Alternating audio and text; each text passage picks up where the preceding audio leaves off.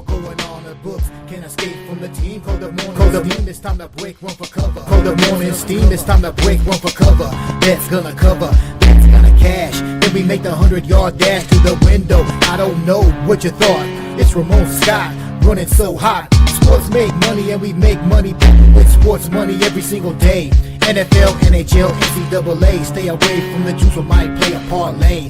It's the morning steam. What? Ramon Scott, sports money. What? Wake your ass up and let's get to the money. Get to the mother. You know how we do it.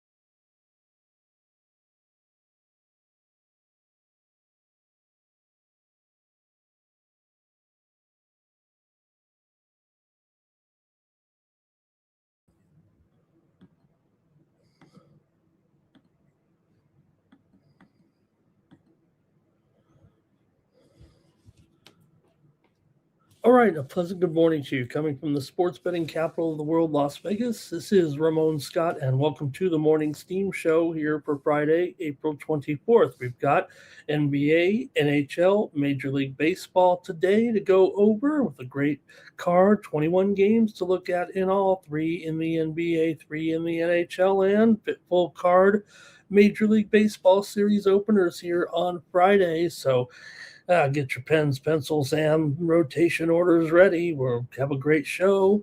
And we had some great games last night, and we had the NFL draft. I pretty much blew through a chunk of dough there trying to bet the NFL draft. So much for that. I mean, probably should just stick to the games. Couldn't even hit those. But let's see how we did here on Wednesday night. How did you do on Wednesday night with the games here? Start with action in the NBA as the Atlanta Hawks won again by 1 point. Amazing Hawks. You could win by 1, you could win by 20. It doesn't matter. The Hawks win it over the Knickerbockers last night and take a 2-1 series lead. Wow, the Knicks are playing from behind here, losing by 1 point in back-to-back games, but that's the name of the game here right now. 109-108 Hawks get the win there over the Knicks with a great strong finish there in that one. And well, what can you say? There'll be pressure on now here with the Knicks following that loss. Atlanta leads now 2-1. Also, Toronto got their first win in the series against the Cleveland Cavaliers, 126-104 in a blowout there yesterday, and they'll remain alive here or on pace anyway. They were able to win at home. That's all you can do. You're gonna have to win one eventually on the road if you're the Toronto Raptors, but to take one down big time like that and finish so strong in the game too with that 20-point margin in the fourth quarter was really clutch. Unlike the Knicks who turned the ball over, the Toronto just took charge and wins the game there pretty handily last night over the Cavaliers. And finally, it was, and the only game that I had the winner on here in the show was Minnesota over Denver, 113-96, as I had the under here on the morning steam yesterday, and Minnesota gets their win at home. They're up 2-1. Gobert continues to keep Nikola Jokic in check. So pretty big news there is you really can't get off, and you got Rudy there doing what he needs to do to keep Jokic down. So good job by Minnesota, and are they in charge of that series now, 2-1, winning the game at home. NHL, how about it last night in the NHL? The Buffalo Sabres did those Sabres things, 3-1 victory over Boston last night. Impressive there for the Sabres as they get the road victory here now and take charge in the series there, 2-1 by getting that road win back that Boston got originally. So Buffalo back in the lead in the series there as they put it down there on Boston. Also, it was, hey, not the most thrilling series, but Carolina wins again. Carolina looking strong here, 2-1 on the road. They go up 3-0 in the series. Hey, we did have Carolina there for a winner at least, and also it was Colorado Avalanche 4-2 over the Kings. Avs looking strong, impressive. Really, not Kings couldn't even breathe in that game when it came down to it. There, and the Avalanche continue to roll with that winning streak right now. Kings have obviously nothing left here this season, not enough offense for the Kings. They'll be toast here, and Colorado gets the win on Thursday. All right, and also Major League Baseball. We were able to bring home some winners here on the morning steam yesterday, including the Chicago Cubs. They get the win over Philly, a wild one there. Cubs pull it off, and Philly again goes down. Man, I had a premium pick winner with my sports money premiums on the game between the Cubs and the Phillies, with the game to go over yesterday. Also, Padres and Rockies. We had the winner here on the show yesterday with the over, as the Padres come back to win 10-8, 3-run home run by Gavin Sheets for the Padres to keep rolling right now. They're the most exciting team in the league when it comes to thrilling finishes and walk-off. They are the team they're really the only team in the league that's doing it consistently here. One of the best teams in the league, and the way they do it is very fashionable, let's just say. And they did it again there against the Rockies on Thursday. Also, we did have a premium pick winner with the Dodgers and the Giants game to go under yesterday, as the Dodgers have knocked off the Giants 3-0, avoided the sweep. And Dodgers keeping pace with the Padres maybe there. And Glasnow, really strong, man. This guy every time out right now for the Dodgers. Glasnow, guaranteed a strong outing at this point. No flubbing up for Glasgow. Glasnow. Also here we had winner on the show, New York Yankees on the run line. Yeah, the Yankees, man, continue to roll. What a series over the Red Sox. They won 4-0, 4-1, and 4-2. Kind of ruined the debut, though, of Peyton Toll. It looked pretty good there for the Red Sox. They might have this guy's fiery out there, didn't he, when he struck out the side? And then, man, he was pumping up. So, hey, he's going to be fun to watch. It looks like kind of the everyman out there a little bit. Toll of the Red Sox there in that game. Yankees got the win. Toll got the attention, it felt like, in that game. Also, premium pick winner here, Milwaukee and Detroit to go over, as we had a strong card yesterday with my winnable picks here, as it was Milwaukee over Detroit over Milwaukee 5-4 with Skubal there, a high score, but get it done there. Detroit got the win. Yesterday we had them on the run line, but on the show here. Also, a winner here on the show with Chicago White Sox Arizona game to go under 4-1. Arizona loses, White Sox 3 runs in the top of the 9th inning. So great job there by the White Sox to pick up a win over Arizona on the road. Also, winner here on the show included Pittsburgh and Texas game to go under. We got back on the wagon there with Texas games under, and they got it done 6-1 over the Bucks. DeGrom handles it over Bubba Chandler there yesterday, and no problem for DeGrom there. Had a good outing over the Bucks in that one. Rangers get the win. All right. So that was our good winners there over at winnable.com. You can get more picks from me here every day when you go over to winnable.com/Ramon. I have some what I call premium picks over here. Look, I'm going to hopefully give you a bunch of winners here on the show over the next couple of 2 hours or so. We'll preview all these games.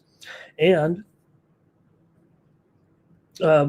for me here, you also can use the promo code STEAM to save 20% off all premium pick packages, including mine here on Friday. So check me out over at winnable.com. We, like I said, had some winners there. Having a little bit ups and downs here with the tennis card overnight, right in the middle of this good action here. Also dropped my Chinese basketball card overnight. I'm trying to have some fun here, but trying to be serious too. And did have let's see here. A couple losses there for sure. A great tennis though action on the clay here from Madrid right now. We're watching some matches here in action. Ben Shelton in a 3-setter here for sure. Going to be some drama with Prismic right now in that one, and also on the ladies' side here, we got some action going down here as Final. well. I'm not following golf this week with those doubles, but did have some other winners here. I had Musetti minus 2.5 over Hurkacz today for a winner over there. And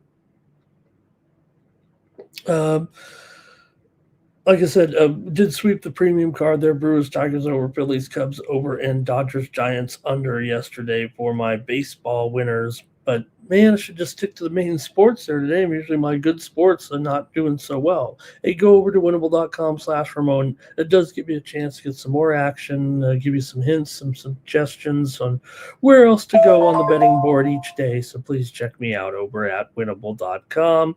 And the winner of a contest, a drawing at the end of this show, will win 1 month of those free picks here. So please stay tuned at the end of the show. And hey, you might see your name flash on the screen as a winner with our giveaway here. 1 month of plays from me at winnable.com. Use the promo code WINNER when you see your name chosen on the screen. All you have to do is comment in the chat to get eligible for that drawing. And some people just like to win the drawing, I think. All right, let me say hello to a few folks in the chat. We'll get started quickly here today with Cash Kane. Good morning. And Nuke is here as well. And more L's and W's. We got to step that up. And Blake is here as well. JP Farley and Bobby Mack is here. He was talking about that Rangers game. Then we're talking about that Rangers game in that one. Final. He says, I can't believe he cashed it after the 5th inning scoreless. Nick Handy here from Great Show last night with the guys over there at the live betting stream show with our little network here. And we're waiting for some big news here with the Sports Money Network in conjunction with Razor Sharp Picks Network. We're seeing a little bit more some news coming out. Just stand by for that. Jim Duweiger, hello. Blake as well. He liked totally out there. Johnny Walker's here today. Thank you, Johnny. Sounds like I'm on a crusade here. Terrell says Milwaukee cleared that team total over Scooble yesterday. So, all right, yeah, and these new series coming up. A little bit of excitement always when you come to the new series here each week. So, get to it here right away. I'm not going to belabor it too much here when we got such a nice show ready to go. Here, Ostapenko just pulled off a victory there over Walter there in straight sets for Ostapenko. But let's see. Final. Okay. Here we go. Let's get ready to go with the show. Hopefully you folks are ready to go with me here right now. All right, here we go. Going to start off in the NBA, of course, with 3 games here today. Final. And we're going to get rolling with the Boston Celtics on the road here, taking on the Philadelphia 76ers. Boston favored by 7, maybe even 7.5, a little bit now. Total. This total is not correct here, by the way. Let me see what's going on here.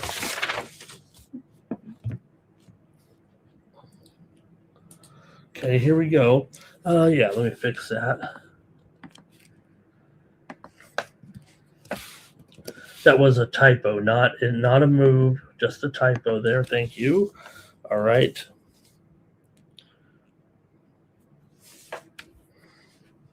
All right.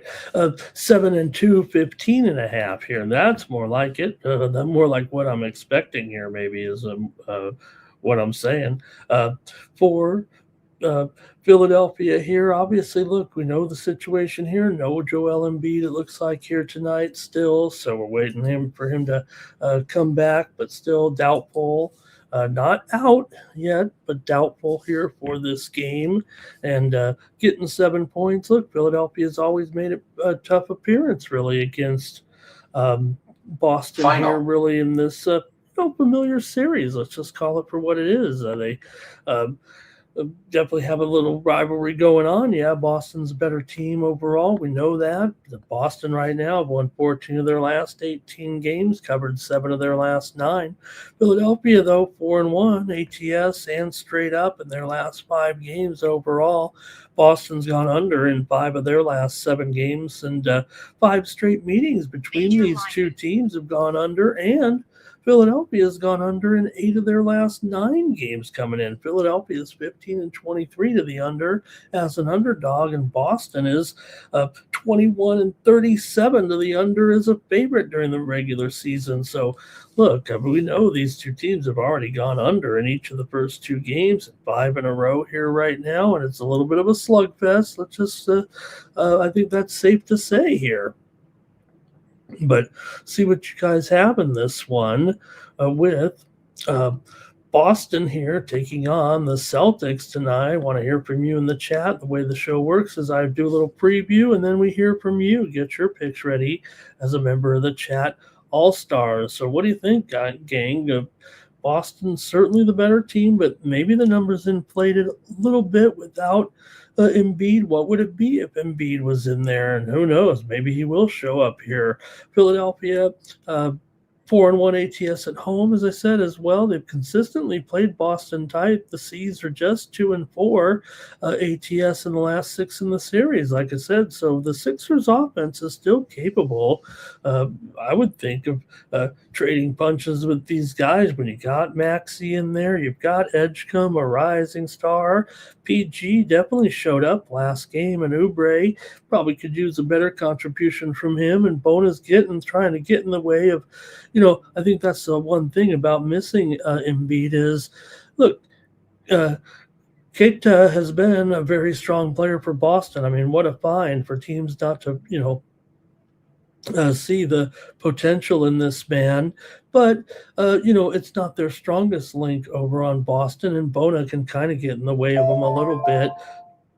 You know what you're going to get from the Celtics with the forward combo with Brown and Jason Tatum. So, look, Hauser's looked fine, White's looked fine, and Boston here is, got their work cut out for them here a little bit after giving one back at home. All they got to do is get the win. They don't have to cover this number to be satisfied, obviously, and Philadelphia plays well. They know this team well, obviously. So I've said that, yes, you do need Embiid. The record will show that they are not as strong of a team, close to 40% winning percentage without Embiid. That's not good.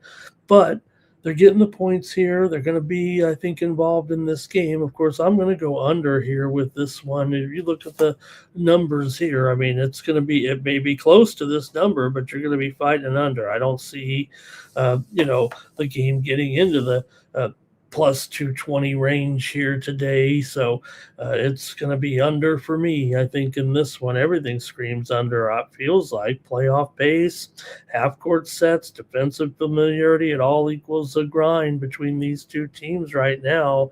And, if it goes Greg Gibson style, 111 to 104 or something like that, I'm not sure that we see Boston get up to 110 plus points in this one, and maybe Philadelphia is stuck around the 100-point mark here, as Boston will be reliant upon the defense. I mean, after all, the last game was 111-97 in favor of Philadelphia when they won the game on the road, and even the first game went under this number here, right? 123-91 in the Boston blowout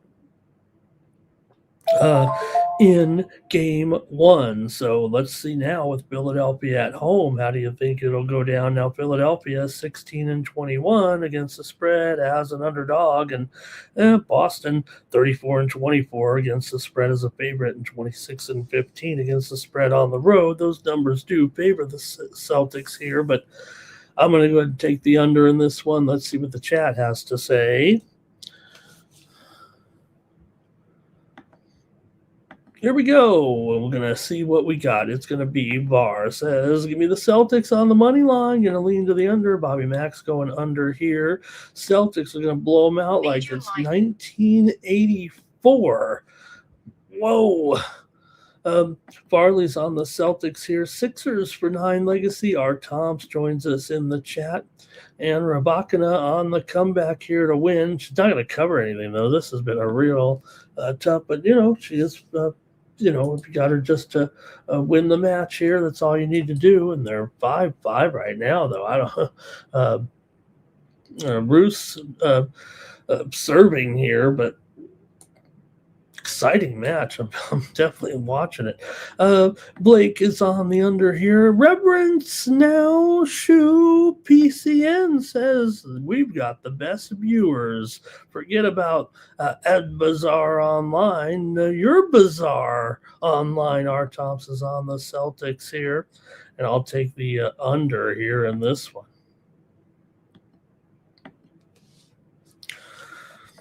Okay, Lakers are going to take on the Rockets, and good news for the Lakers. Austin Reeves is expected back here tonight. You thought I was going to say Luka. Luka is not Luka is out of this game, actually, unfortunately. Reeves, though, questionable, but I think the news is pretty good for Reeves here. I think there's a very good chance that he's going to be able to make this game here tonight, and the Lakers could use him since they're on the road here. KD is questionable. He had the knee injury. Now he's got a sprained ankle. KD might find his way to the bench. He might be a little bit too. He looks uncomfortable out there every game, like it's a big burden to him to have to play these games. And let's see if KD makes the lineup tonight.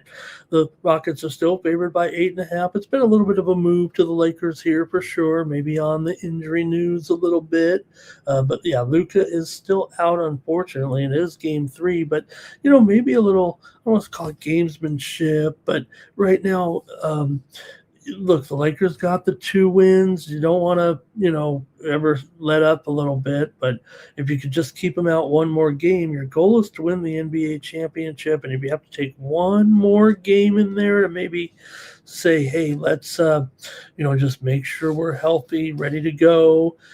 Maybe there's some of that in this whole situation with Luka not playing here on Friday night. So still Houston favored by 8.5 here. The total 207 in this one. So let's see what you think. But Lakers win the first 2. This was the first time in NBA. Let me get this. I want to make sure I get this stat straight here. Okay, the first time in NBA history, first time in NBA history that a road favorite loses games 1 and 2 in round 1. Is that right? That's what they told me. Road favorite losing games 1 and 2 in round 1 hasn't happened kind of in the modern, maybe modern NBA since we've expanded the playoffs and everything. So it did happen once in a different round. Now, remember, in round 1, I'm not just saying anywhere in the playoffs, did happen before in 2018. The Sixers lost games 1 and 2 as road favorites in Boston and came home as a 9-point favorite against Boston, and they lost 101 to 98. So we'll see here. The Lakers are definitely playing well enough. Feels like to cover this number right now. I mean, they're really in a groove here. Everybody wants to, for some reason, just blow this team up and say, that all hype, no substance, but they continue to produce here right now. And Houston is a dismal team, is a home favorite, 17 and 24 against the spread at home, 30 and 42 against the spread as a favorite here, and Lakers just keep on getting it done. So I'm just going to go under, though, for sure in this one. There is just no chance. I think this one gets a look at the score so far. 107 to 98, 101 to 94. It's gone down even from there. So I'm going under. It's going to be tight, I'm sure, at 207, but I'm going to take another under here, actually, with the Lakers and Houston here. I might be on all these totals here tonight. Let's go to the chat, though, and see what you have to say in the game between the Lakers here and Houston. And the Lakers have won and covered 5 straight. They've also covered 7 of the last 8 games against the Houston Rockets. Houston just 7 and 13 against the spread in their last 20 games overall. Now Houston has won 9 of their last 12. Lakers have gone under in 6 straight. 4 of the last 5 meetings between the two teams have gone under. Houston has gone over in 10 of their last 15, but like I said, as a home favorite, they're usually just an under team every time there as well. So let's go to the chat here in this one between the Lakers on the road here.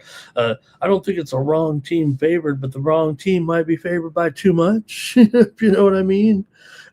Rockets, shaky ATS long-term here in this role and laying this kind of number versus a veteran playoff team like the Lakers. Say what you will, they never get there right now, and we know that. But even if Houston wins, I gotta think it could be tight. I'm going to go with the under here. Lakers are on a 6-game under run. I think I said 5. It might be 6. But the playoff tempo has slowed significantly right now. And the head-to-head under, like I said, so I think you're going to expect this game to be in the low 200s or even the high 190s, I think, here tonight. Especially now with the shift, to me, especially with the shift back to Houston.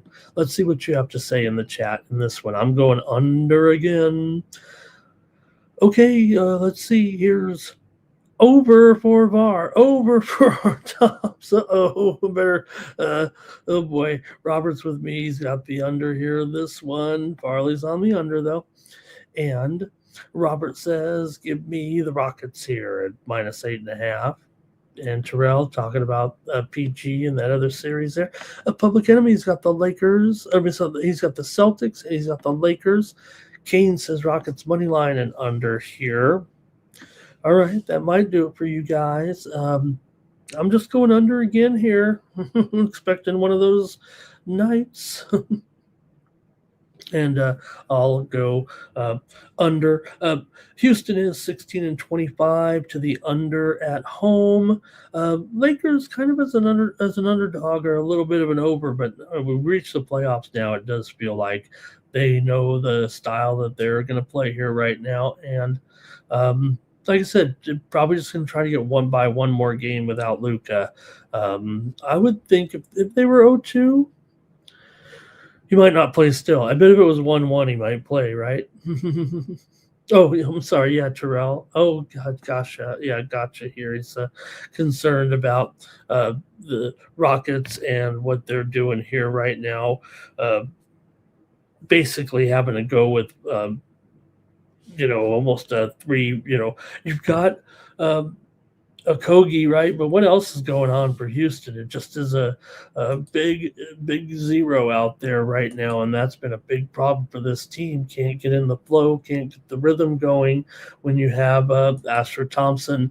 It wasn't bad. I mean, 16 points, 5 rebounds, 9 assists, but I don't think he quite reached his expectations in that game, and really gets no help as well. So, Okogie, look, you can say what you want about how the Lakers are going about this right now, but really they really do limit teams to under their usual production, especially in the front court. So, okay, that's it for that one. Let's move on to the final game out west with the big news here, right?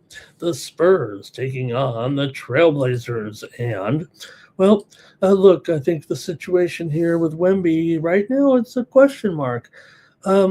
Sometimes we say it's a concussion, right? And it is a concussion. I mean, he's got to go through the protocol. It is officially like a concussion. But, I'm not saying there's a concussion's a concussion. You got to be. We know that this is serious, right? But like I said, he hit his face on the ground. It obviously is a lot of pain, and you got to go have about 48 hours or so. And so I think he probably could play in this game. I think by the time it comes around. Interesting to see how the line movement will happen here. I think it's kind of built in that he's not really ready to play yet in the game, but will the line move once he is ruled into the game here tonight? If indeed he is, and I feel like he will be. But so I think the key here is if you do like San Antonio, you're probably going to want to take it here as soon as you can.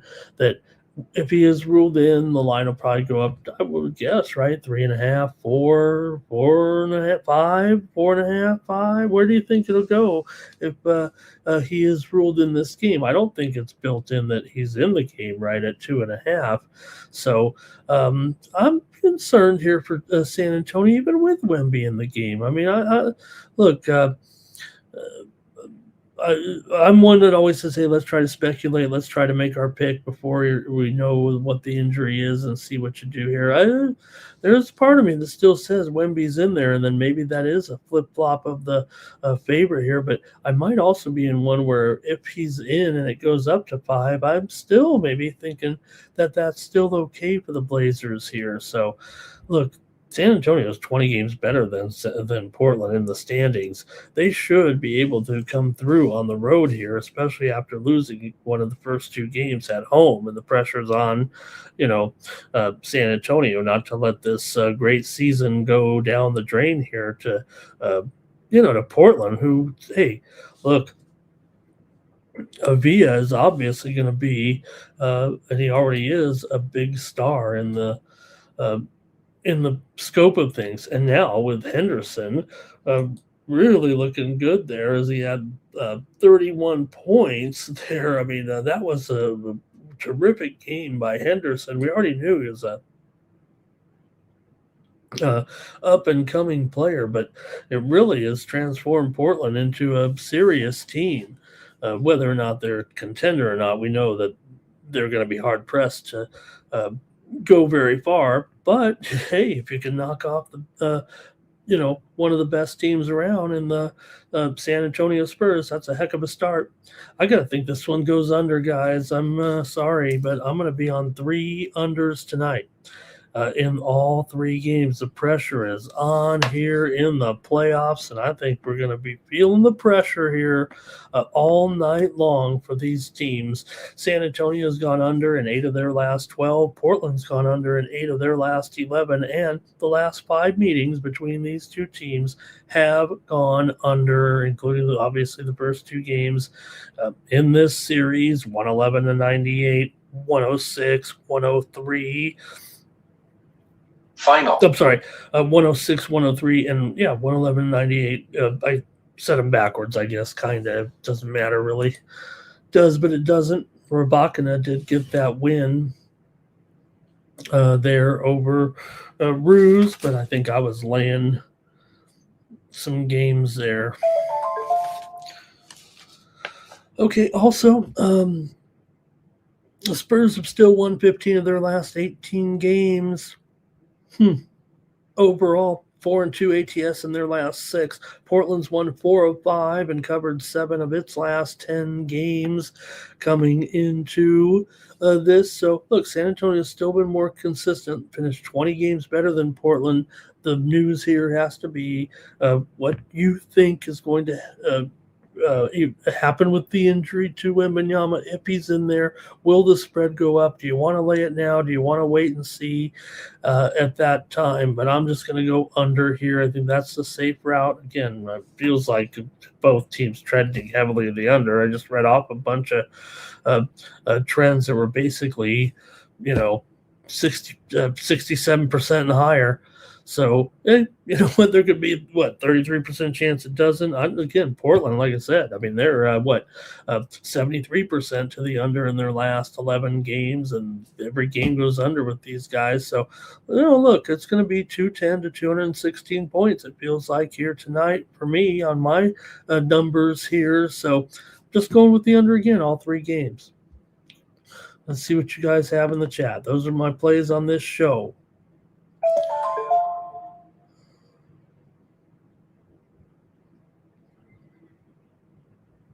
Okay, here we go.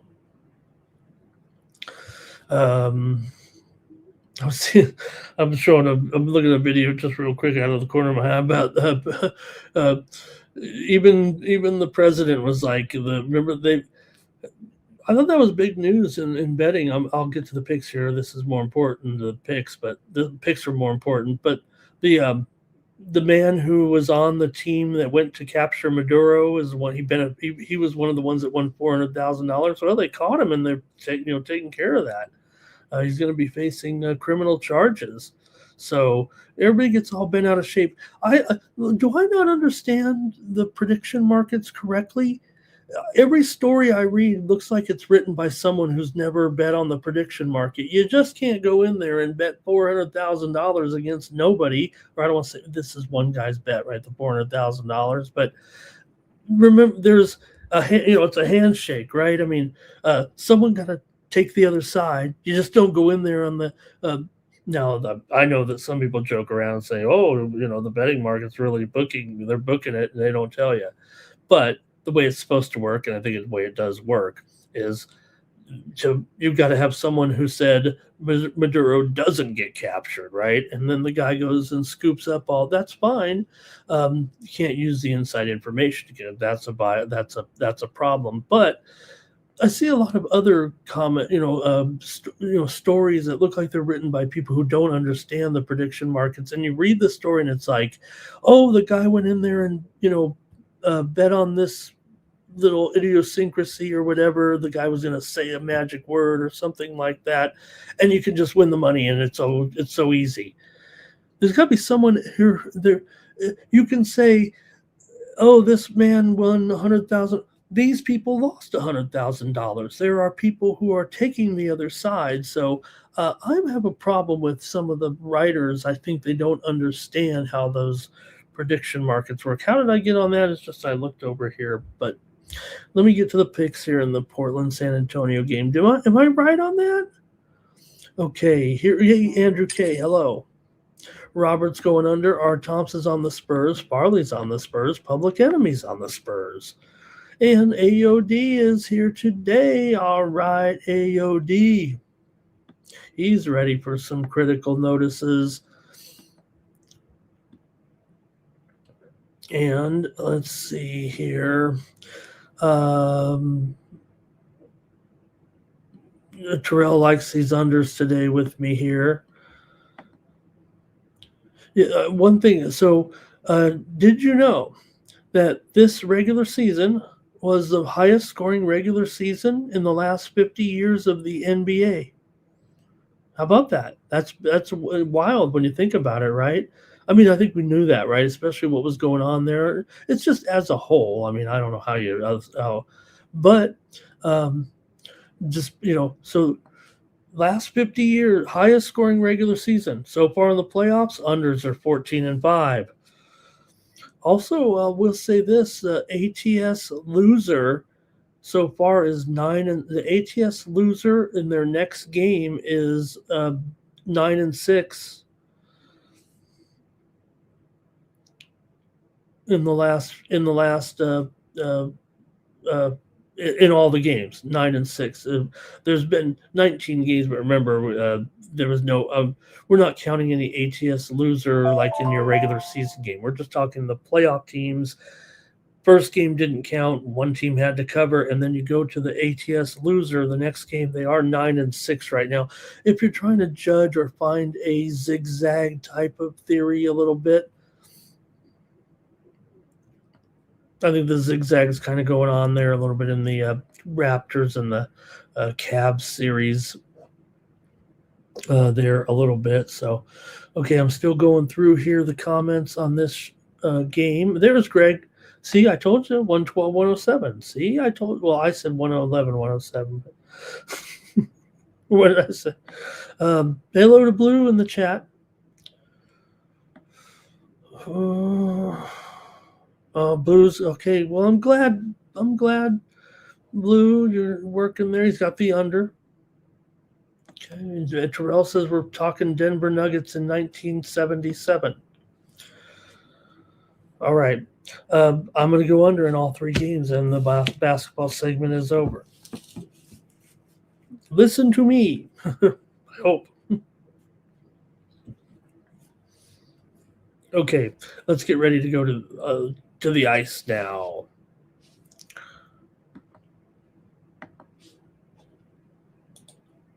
And we're going to go here to, first off, man, the Lightning taking on the Montreal Canadiens here.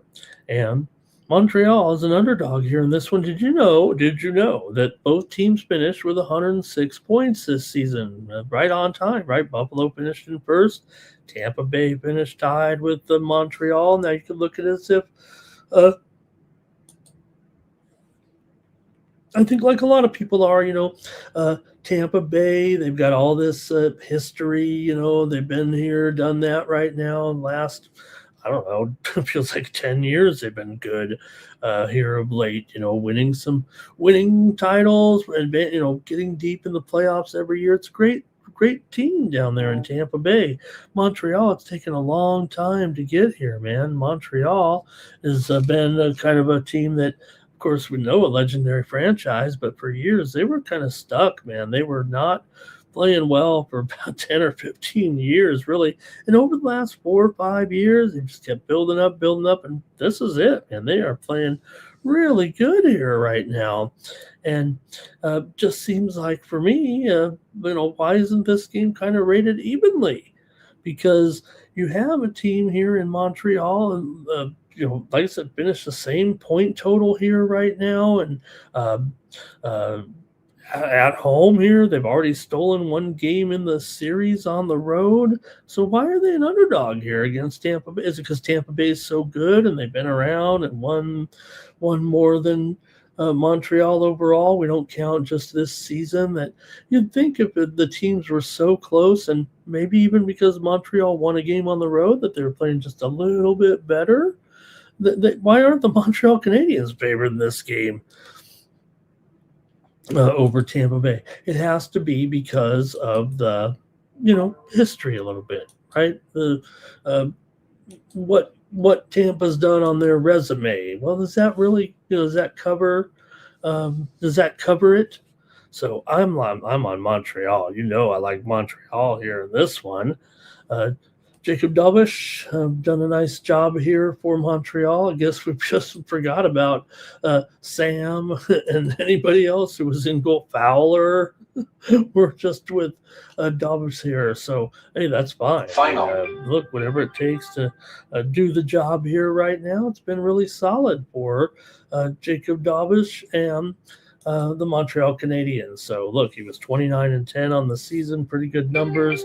Vasilevsky's awesome and had a strong year, man. 38, 15-4, 2.35 goals against here. So, good game. Hey, Tampa's capable of getting it done here, no doubt about it. But I just think at the price, if you're handicapping a game, unless you just know that Tampa Bay is going to win, I guess I don't know. But I'm just going to look at the price and say, why wouldn't this team have a great chance of doing it? And you're getting plus 105 here. Montreal went 24-17 at home. Yeah, Tampa Bay went 24-17 on the road, so I'm not going to fret too much there. But Montreal still won 12 of its last 16 games, 6-2 last 8 at home. Tampa Bay 1-4 last 5 games on the road. Now Tampa Bay owns the series against Montreal, 9-4 in the last 13 on the road here, and 13-7 last 20 overall. So, yeah, there's probably a little of that massaged in as well. Tampa's gone under in 8 of its last 12, and Montreal's gone over in 9 of their last 13 games against Tampa. Montreal's 28-13 in the regular season to the over at home, and Tampa Bay did go slightly over on the road in the regular season. But let's see what you have here in this one with Montreal at home here against Utah. I think Montreal just checks more boxes for me situationally with their good run here towards the season and winning at home, and Tampa struggled a little bit at home there at the end. The Lightning obviously carry their power brand here and maybe some head-to-head success, but I think the current form, the home ice, tilt this towards the Canadiens for me, especially with their strong defensive profile, allowing just 3.1 goals against versus Tampa trending inconsistently on the road. I'm going to take Montreal here in this one. Go to the chat and see what you guys have to say. I'm a Montreal fan. Disclaimer, I'm a kind of a fan of Montreal. Okay, here we go. Blue says fade Tampa Bay Day here. And they live right. How come Florida and Tampa Bay are so good at hockey? Everybody always says. Canadians, Moneyline says the wrong team's favored. A draw and Lightning. There's Philly Eagle Flyer. 3-2 Canadians, says Greg.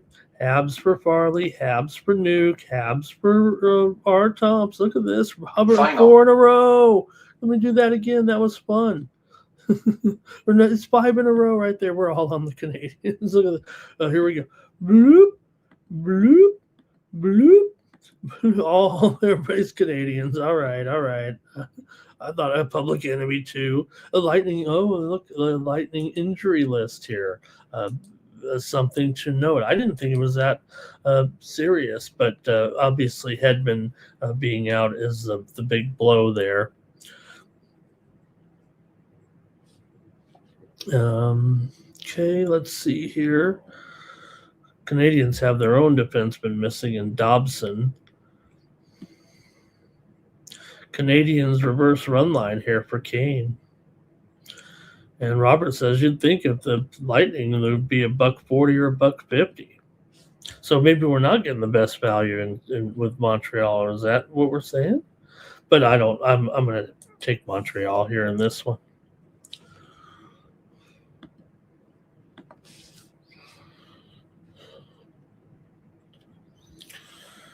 All right, Arthur Fees lost his first set, and he's really hitting his racket there. Okay, here we go.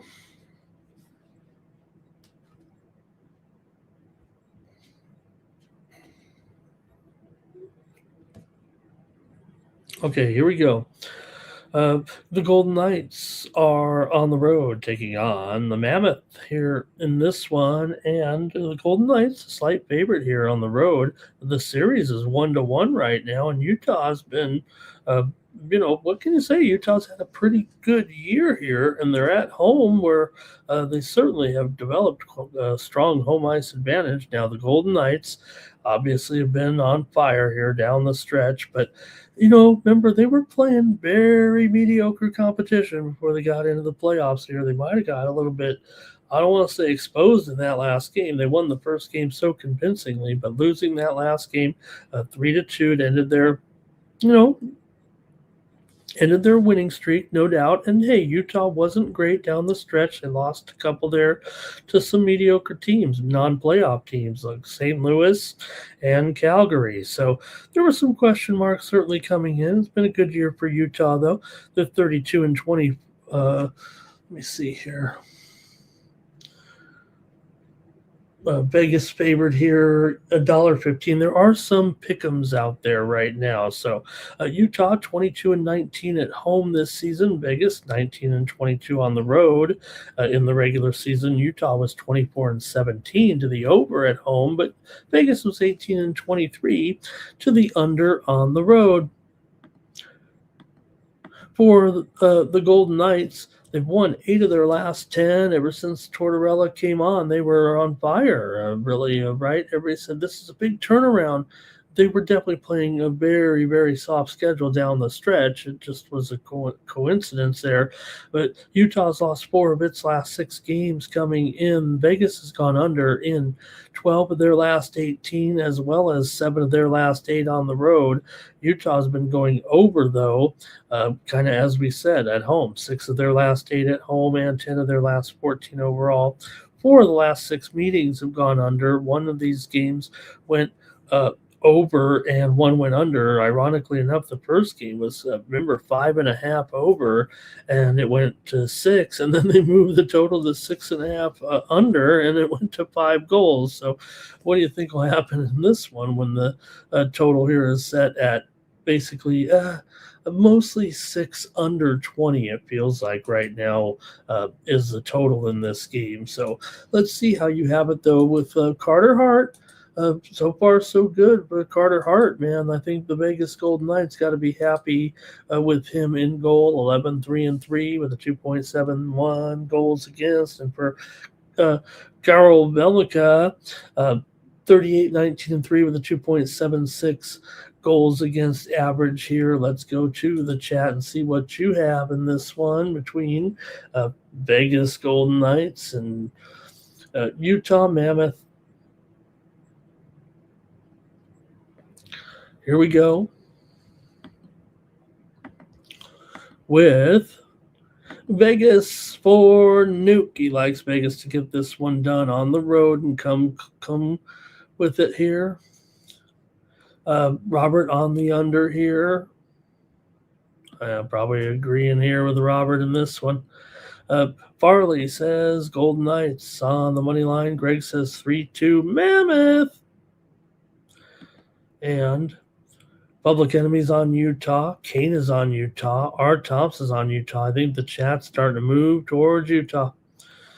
And Billy Eagle Flyer says Mammoth first period under, second period over. I think Billy Eagle Flyer likes the Mammoth, and also first period under, second period over, I think. Greg says Vegas is slick. They don't want to make Mammoth the favorite. Oh, Vegas, the bookmakers. The bookmakers are slick. They don't want to make the Mammoth the favorite. I gotcha. It does feel like the Mammoth, I'm seeing some pick'ems out there right now. Mostly Vegas favored. It's either Vegas slightly favored or pick'ems at most of the books right now. So look, Vegas is in better form. I don't think anybody can argue that. But the head-to-head sample is a bit shaky here. Utah's won 3 of the last 4 meetings between the two teams. Vegas is, I think, more consistent two-way structure, if you know what I mean. The offensively and defensively. I mean, watch every Vegas I watch probably more than any other team, even if I like some of the other team. But that's I always have to get it on the aerial antenna. So I'm just put that more on. I have that aerial antenna on my biggest screen because I want to watch Vegas. So it seems like I just see more Vegas, of course, being here in Vegas. That makes sense. But Vegas' defensive metrics and playoff experience maybe the tiebreaker eventually in this series, but they're going to need to win one back on the road, and is this the one to do it? So, look, I kind of agree with this total here, but I got to have a premium somewhere. I'm taking Utah in this one to win here at home. I'm suspect here of Vegas's long-term prospects. I'm questioning all the teams in the West, or all the Pacific teams anyway. I think the Pacific teams, as good as it was, were just the weaker teams overall this season, I think. And we'll see. I'm not saying that, because of Utah being in the being in the other division, still think the West is a little bit weaker overall, but I just don't know if Vegas was really a pretender more so than a contender this year. And, they might come back and win this series, but I'm going to try Utah here tonight at minus $1.05 or so, and do really agree though total. You're going to see it somehow, somewhere with me, some way out there as feels like a pretty strong play actually with the under here tonight. But give me Utah as my official play here on the show. I know Utah's home trends lean over, but Vegas is the one that I think is going to dictate kind of the tempo in this game, even if they do lose the game. And probably in the end, 3-2 sounds like it could happen again, just like it did last game for the Utah Woolly Mammoth. All right. Greg says they can't make Phoenix a favorite over the Thunder in their game on, and not tonight, but okay. Let's keep it moving here right now. We got the last game of the playoff games here. I didn't even cover. Maybe we'll cover the NFL draft real quick after this before we get to the. I didn't really cover it too much here, but because I was mad because I lost every bet. Well, I won 2 bets. I think I went. Hey, everyone! I went. Hopefully, you didn't see my great graphic there. I think I went 2-10, 2-10 with my draft bets. I thought I was a genius. Okay. Oilers and Ducks here. These guys forgot it was the playoffs, and now they just go back to regular Pacific, right? And so, like I said, Pacific Division not very good. I mean, every game here is like a 4-3 crapshoot with these two teams. And hey, it's good to have some scoring, but neither team playing much defense. The goaltending not great, and well, hey, give the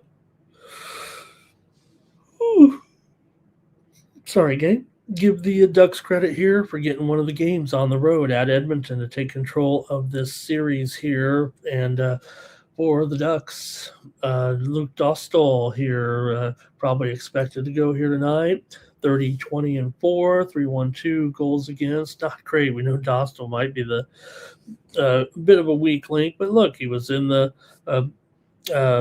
All-Star Game tournament there, or the tournament there, and Connor Ingram 16-10-3, 2.6 goals against. Feels like he's done a good job here for the Oil. Edmonton here maybe just a little bit more solid down the stretch here. Anaheim was really losing games left and right. They blew a chance to remember they were in first place, and they had to kind of hang on a little bit the way they were losing. They started to finish strong, though, against teams like LA, Colorado, and Vancouver. Even though they lost 2 of those games, they played pretty well. Once they got in the playoffs, they won that first game 4-3, but then ended up losing game 2 6-4, or Edmonton anyway, 6-4.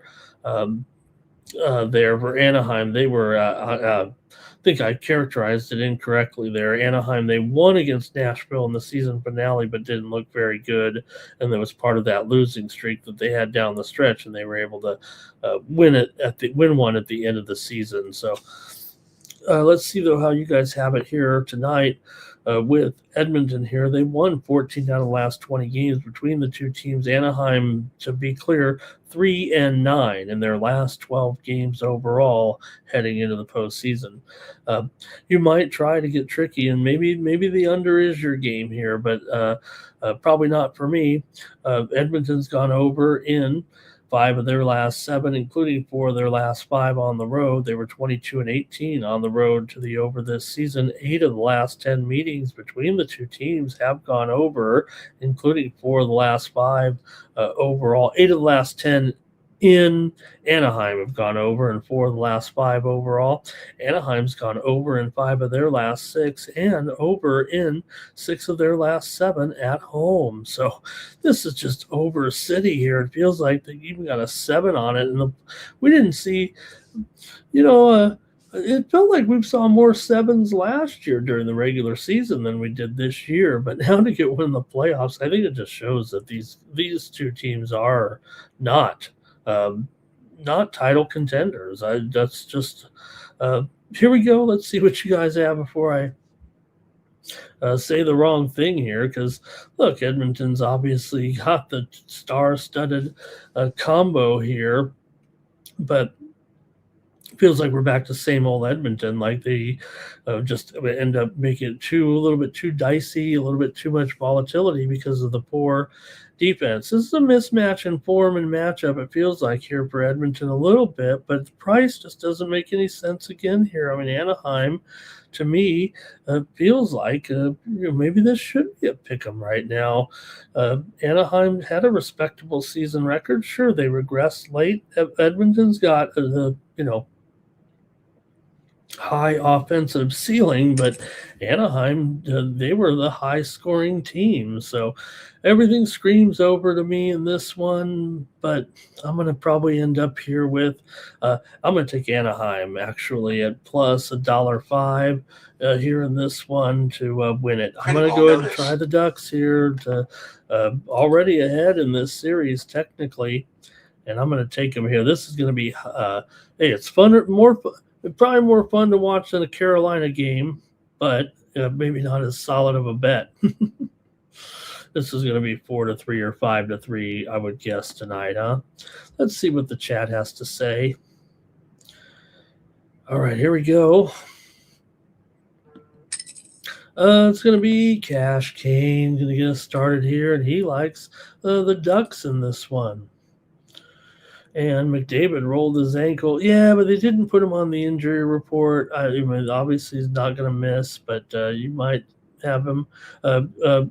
Enrique is questionable, though, here for Edmonton. Dickinson questionable. You got problems there at the other line, on the other lines a little bit at center. Also, Max Jones is out as well for Edmonton. For Anaheim, Johnston's questionable. Gudas is questionable as well. Harkins is out of this game. Public Enemy likes the Oilers and the over. Blue likes the Ducks here. Farley liking the over here in this one. R. Tops liking the over. It's hard not to, right? Take the Ducks, says SF Niner here joining us. 4-3 Oilers, says Greg. Over in the first period for Blue. I'm going to take the Ducks here myself. That's it for hockey. All right, gang. We've got a great 15-game baseball card here on Friday night. Man, we've got some decent pitchers going. We have some great weekend matchups. Hey, does anybody, bet, series prices here a little bit when you get into some of these great matchups? I don't tout any, on the shows, but I definitely like to look at the prices. All right, let's go to the major leagues here on Friday night and get started. All the games are at night here, so let's get going.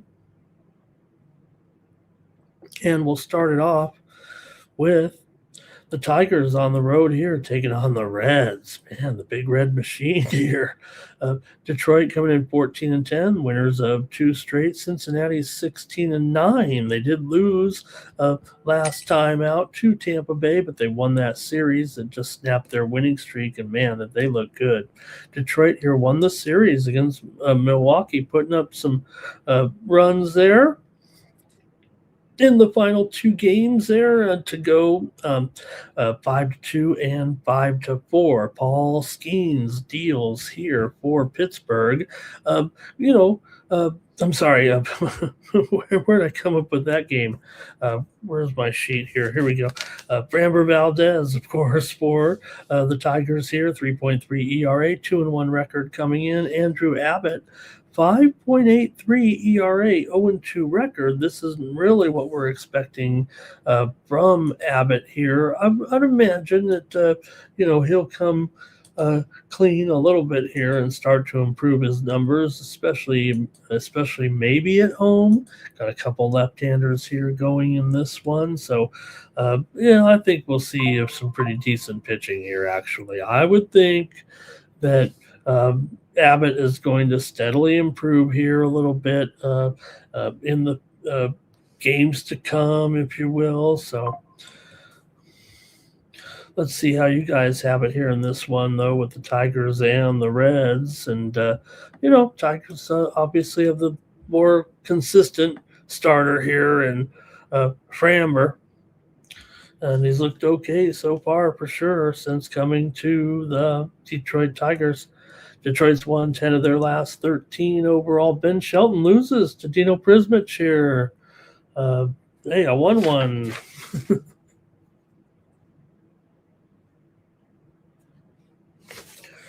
All right. Detroit here has also won 5 of their last 7 against Cincinnati, but Detroit just 2-10 on the road. Definitely a major concern. Cincinnati's won 5 of their last 6 overall. They are just 1-7 at home in their last 8 games against Detroit. Now, it is an interleague series, so that's over a few years, but interesting to note there that Cincinnati hasn't had much success against them. Detroit's been good, but they just haven't been good on the road. Actually, Cincinnati, for that 16-9 record, they're just 6-6 at home, 10-3 on the road. But Cincinnati is 12-7 as an underdog this season. That'll get it done. And let's see how you guys have it, though, here in this one.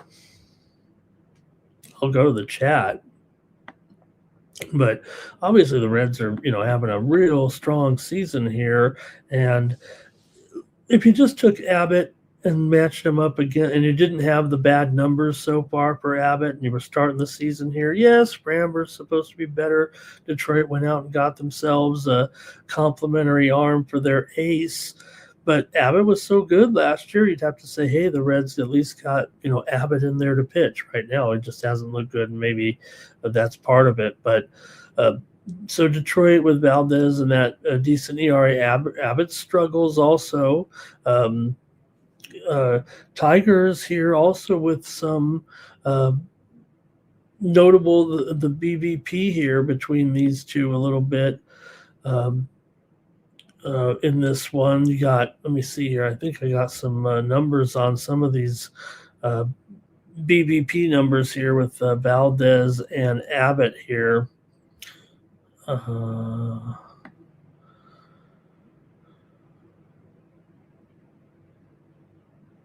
Whoops.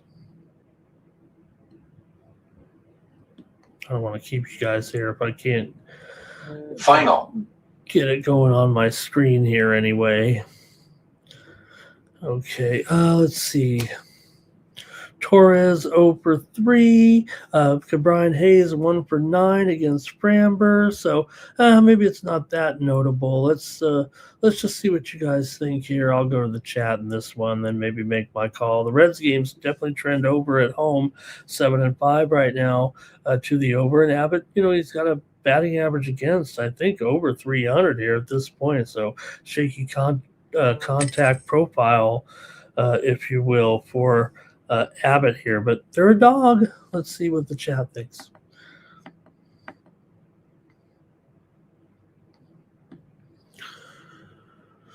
Here we go. Public Enemy's on the Tigers here. Farley's on the Tigers. Blues on the Reds. Greg says we 4-3 Detroit. Robert's on Detroit. Blues on the run line there, I think. Andrew's on Detroit. It's heavy Detroit here. Greg says maybe 5-3 Detroit. Bar's on the under here in this one. I got to agree with that, Bar. Reds team total for Blue. Maybe he'll go first 3 over there with these two. I think Abbott can get steady here a little bit. I'm going to take the under in this one with Detroit and Cincinnati. Give me the under here. Under for me as well. The Boston Red Sox are on the road taking on the Baltimore Orioles. Brian Balow 6.75 ERA coming in this one, a 1-2 record. Boston's lost 3 in a row and continue to struggle here right now with one of the worst records in the league at 9-16. 0-5 as an underdog so far, 4-8 on the road. Baltimore 9-6 as a favorite here, and they've got starting here will be Brandon Young, probably just a little bit of an opener here for Young. I mean, he can run deep. I mean, he is expected to start here, but no ERA so far, 2 strikeouts, 0.80 whip, but I don't think he runs very deep in this one. For the Orioles here, they've won 2 of 3 coming into this one with taking the series against Kansas City here before returning home. They were on a road trip here right now. So for Baltimore, they are 15-10 to the over. Boston's 8-4 to the over on the road, and Baltimore definitely trending over right now. Boston's a little bit of an under overall, but on the road considerably over here coming into this one. So let's see. Bello's numbers are elevated. Young might not have enough of a sample size right now to want to consider that he might be extremely effective. Boston's lost 5 of their last 6 coming in. They've beaten Baltimore, though, in 4 of the last 5 meetings, and Baltimore is just 3-6 in their last 9. Boston's gone under in 5 of their last 7, and 5 straight meetings between the two teams have gone under, but Boston's gone over in 5 of their last 6 on the road, and Baltimore's gone over in 6 of their last 8 games at home. Let's go to the chat. Bello and Young here in this one. I want to hear from you in the chat. With Baltimore here, Baltimore has a stack of hot bats actually against Bello. If you look at Henderson, Beavers, Jackson, I said it. All these guys have solid numbers here.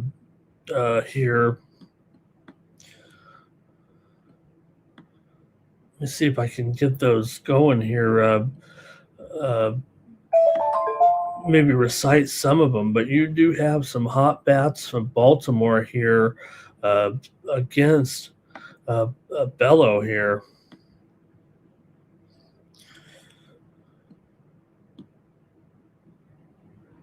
Here we go. There's some guys that don't have good numbers against them too, but I think the guys that do kind of stand out.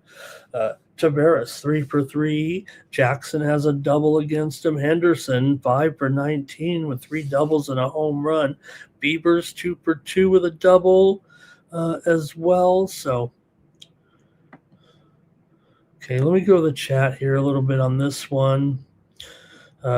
Bello has a whip near 2 as well. So I think the contact here could be constant base runners for Baltimore. It feels like overall.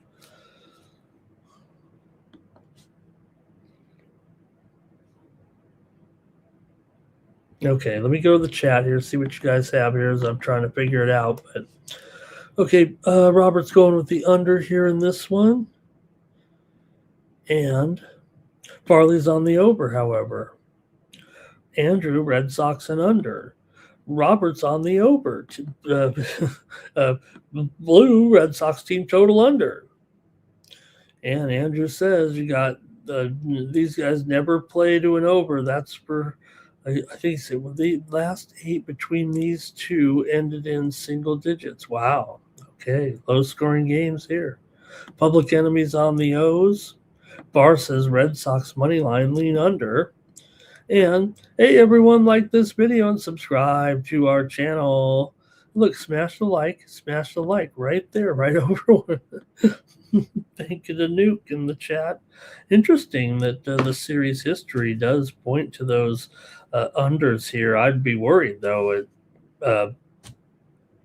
feels like here with Bello and Young. Give me the Orioles here in this one. I better take the Orioles here as a short favorite there against struggling Boston.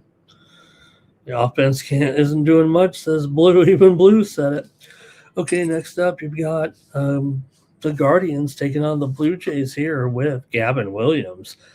Gavin Williams here, 2.12 ERA, 3-1 record. Max Scherzer, 7.16 ERA, 1-2 record. Toronto's won 3 of 4.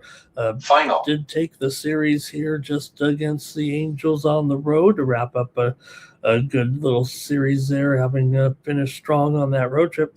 Cleveland lost the series to Houston at home. A little bit of concern there, but Toronto just 10-14 coming in, 3-6 as a dog. Max definitely having problems here right now. Hope Max can go this season. Hope he can improve, because you'd hate to see him have to go out there and toil with, he's going to insist to go out there until his arm falls off pretty much. So Cleveland coming in here 7-5 as a favorite right now. You got to like Williams over Scherzer here. It's just the only way you can put it right now. Cleveland, though, has won 6 of the last 9 meetings between the two teams. Cleveland's gone just 2-4 in their last 6 on the road, but Toronto's lost 13 of 19 and 2-5 their last 7 at home. Teams have gone over in 4 of their last 5 meetings coming into this one. Let's see what you have here with the matchup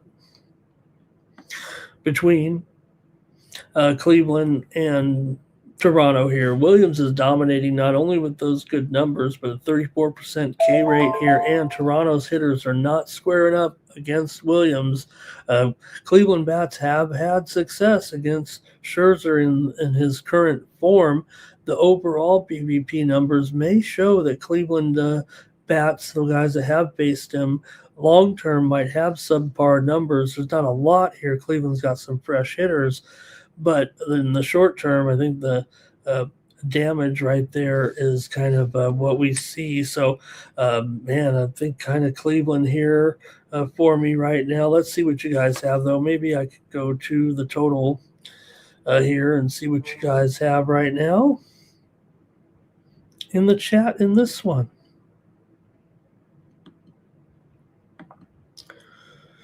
The Guardians here for Blue, lean to Cleveland for Andrew, and Farley's on the Cleveland Guardians as well. So, let's see how you think here with this one, and that might be it in the chat here. I'm going to go ahead and take the under in this one between Cleveland and Toronto here. Give me the under, or you guys are on Cleveland here.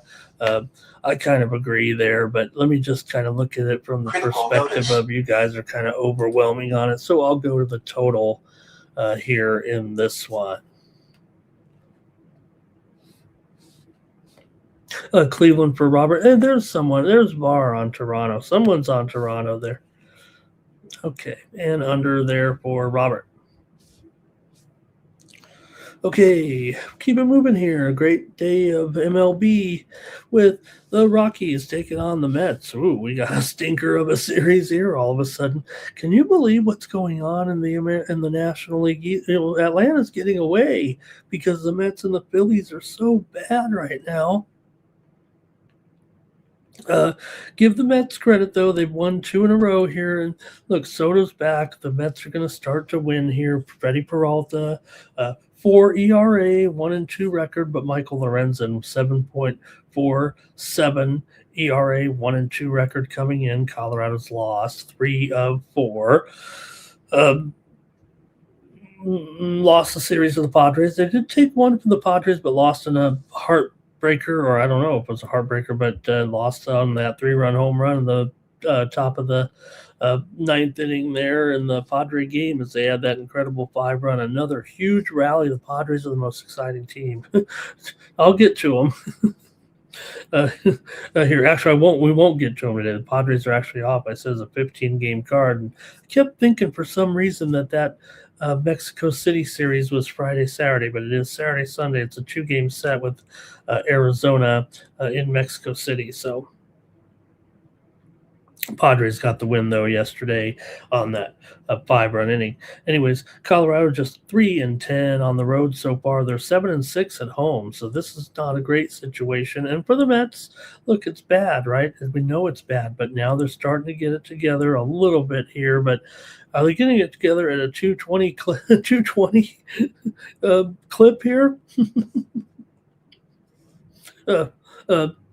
Look, I think for me, yes, the Mets are better than the Rockies. They'll probably come back and be real strong. But look, the Mets are 5-13, 5-12 as a run line favorite.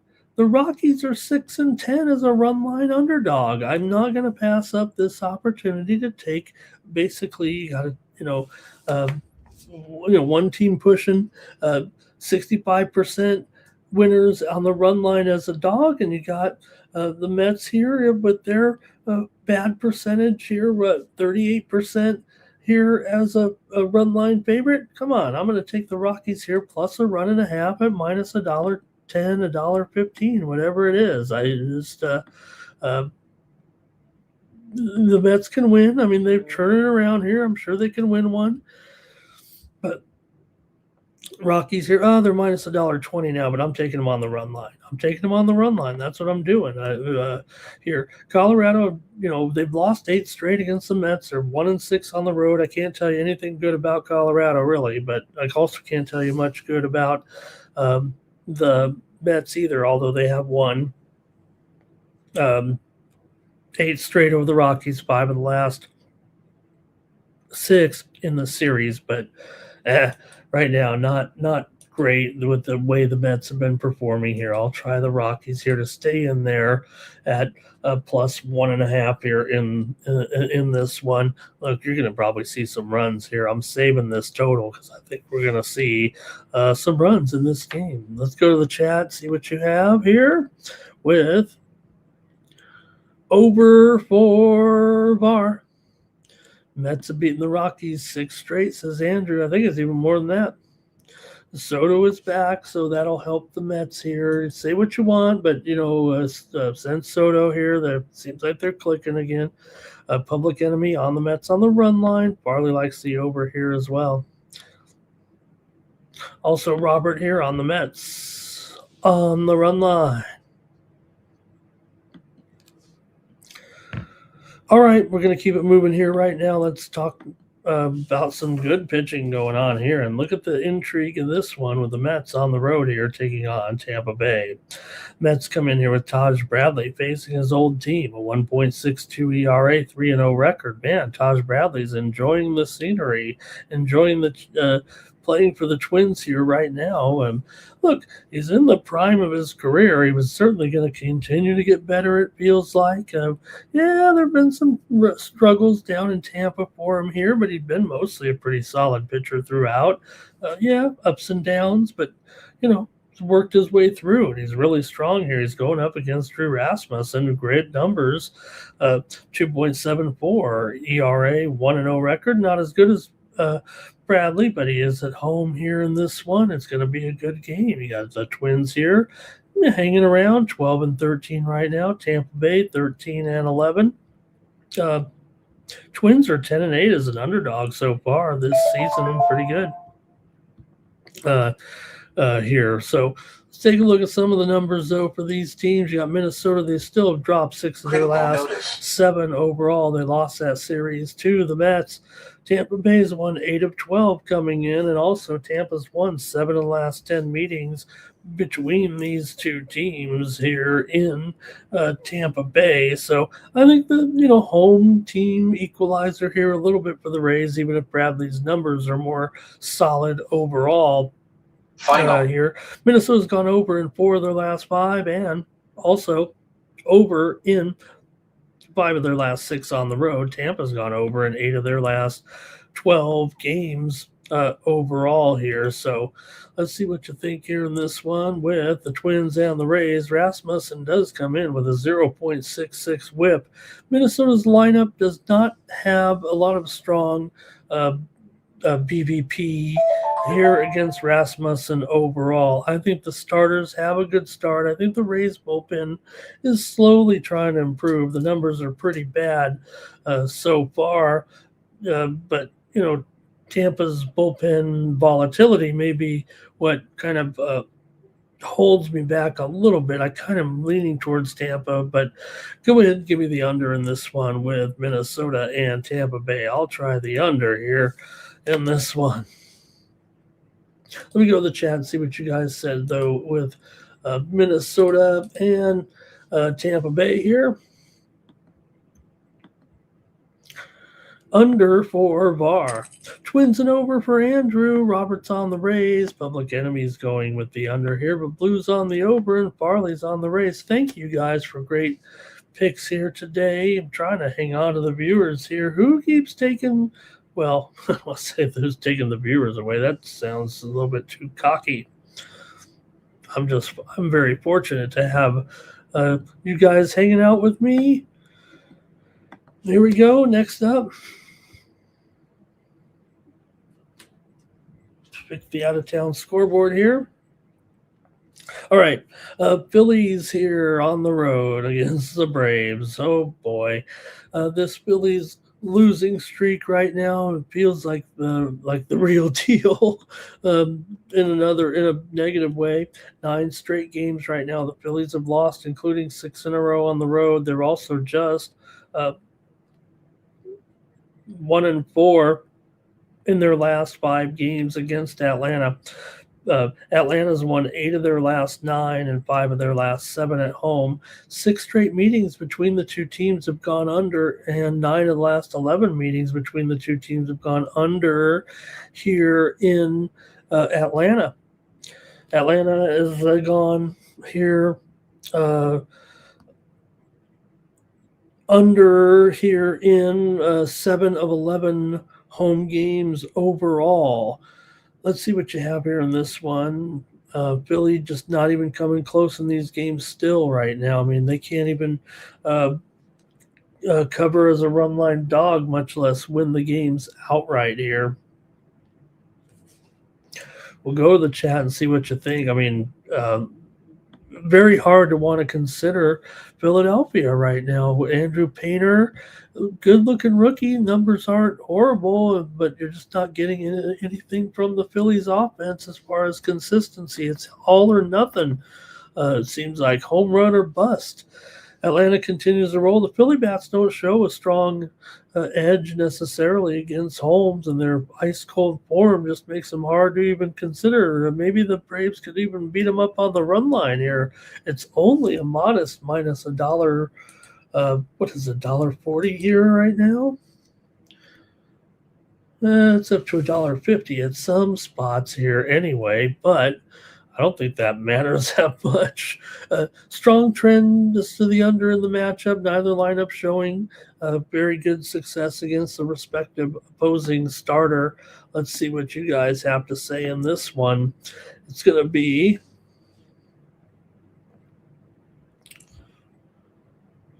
Andrew says, make it a premium. Which game is it? Nug says under for sure. VAR's on the Phillies run line. Andrew says, give me the Braves big time here. Nobody's believing in these Phillies. VAR is, but he still took the run line, right?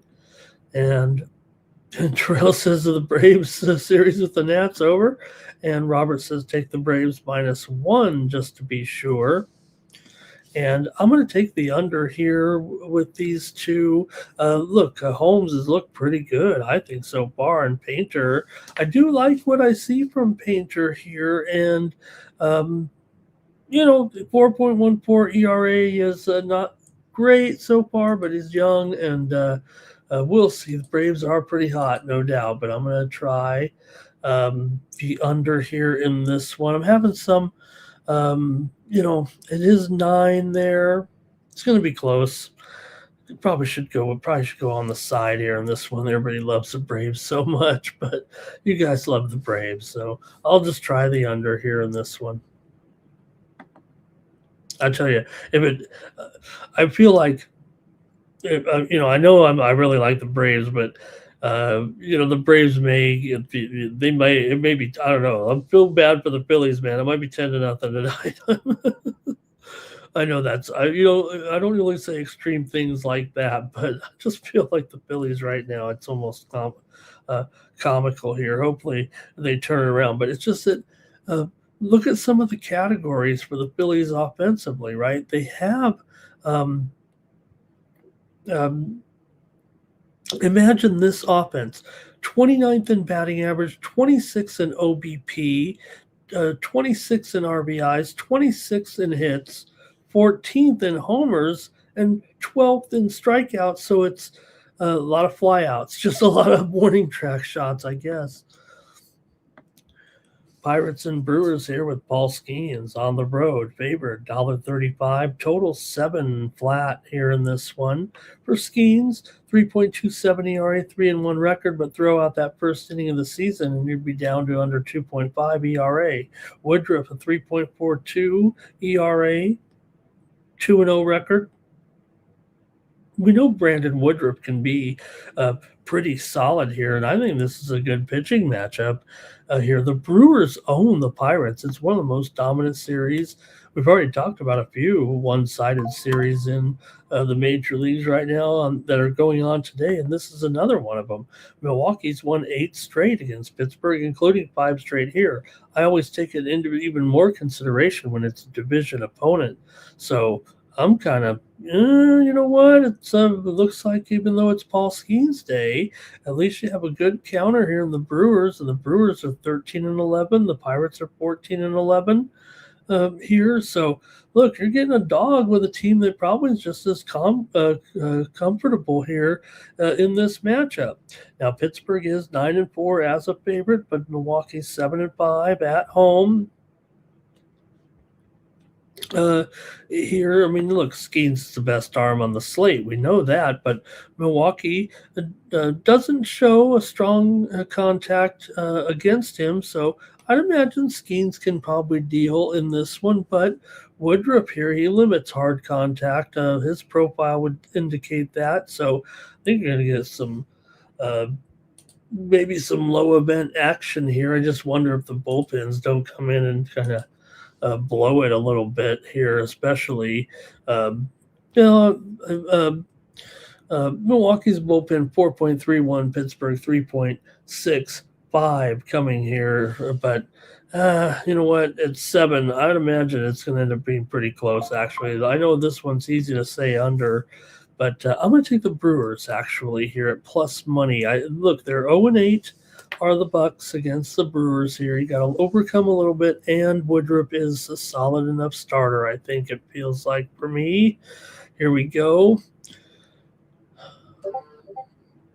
Under for VAR. Under for Robert, first 5 under for Farley. Andrew's going Brewers and over here. I think I might be too. Give me the Brewers in this one. Angels on the road taking on the lowly Royals. Oh, man, how did it unfold like this for the Royals? Remember when they had this offense, you've got Witt, you've got all these guys, and, well, Noah Cameron here, 5.4 ERA coming in. You see Kikuchi. You see Kikuchi. No wonder nobody wants to see me yawn all day. A 5.6 ERA coming in here. 0-2 record for Kikuchi, and the Angels have the much better record here so far at 12-14. This Kansas City team has lost 9 of their last 10.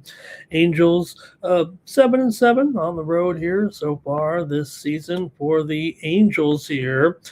Come in here just winning just one of their last 5 games overall, but Kansas City's lost, as I said, 9 of 10.